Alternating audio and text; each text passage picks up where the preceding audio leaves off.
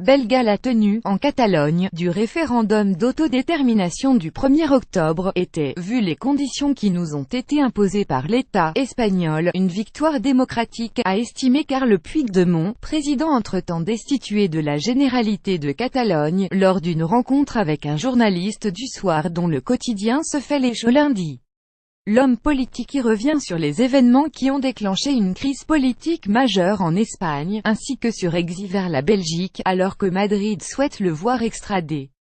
Il affirme également être « toujours pour un accord avec Madrid, une alternative à l'indépendance » et appelle l'Europe à faire la même chose que ce qu'elle a fait envers la Pologne et la Hongrie.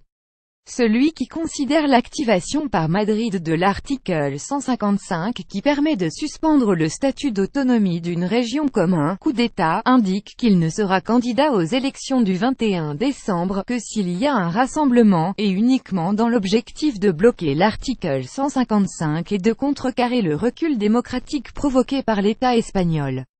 Il y a la possibilité de se présenter avec un groupement d'électeurs, soutenu par 1,5% du corps électoral. Je me suis mis à la disposition d'une plateforme pareille, s'il y avait la volonté de différents partis politiques de la rejoindre, explique-t-il. Une victoire des indépendantistes aux élections de décembre aurait en tout cas, que cette histoire n'est pas l'affaire de 4 illuminés. Carles Puigdemont assure par ailleurs que la voie d'un compromis, un accord avec Madrid sur un « ancrage » nouveau de la Catalogne dans le pays, reste pour lui une possibilité.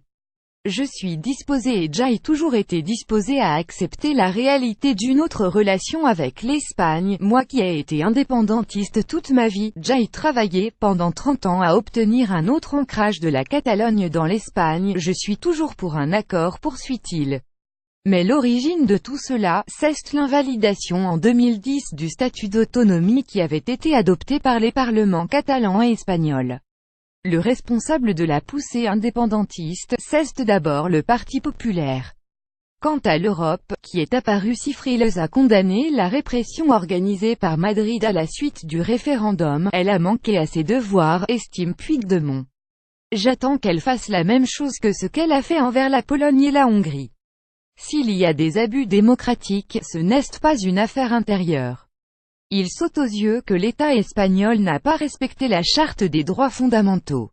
Je suis favorable aux États-Unis d'Europe, où il y aurait différentes réalités des États sans nation, des nations sans État, des réalités régionales. C'est l'incapacité de l'U, contrôlée par les États, d'avoir un discours sur ces réalités diverses qui cause une crise entre les citoyens élus, conclut l'homme politique, qui précise que la revendication catalane n'est pas de créer un État identitaire, mais de bâtir un État moderne où la diversité des langues est possible, quelque chose qu'il estime actuellement impossible dans le cadre de l'État espagnol.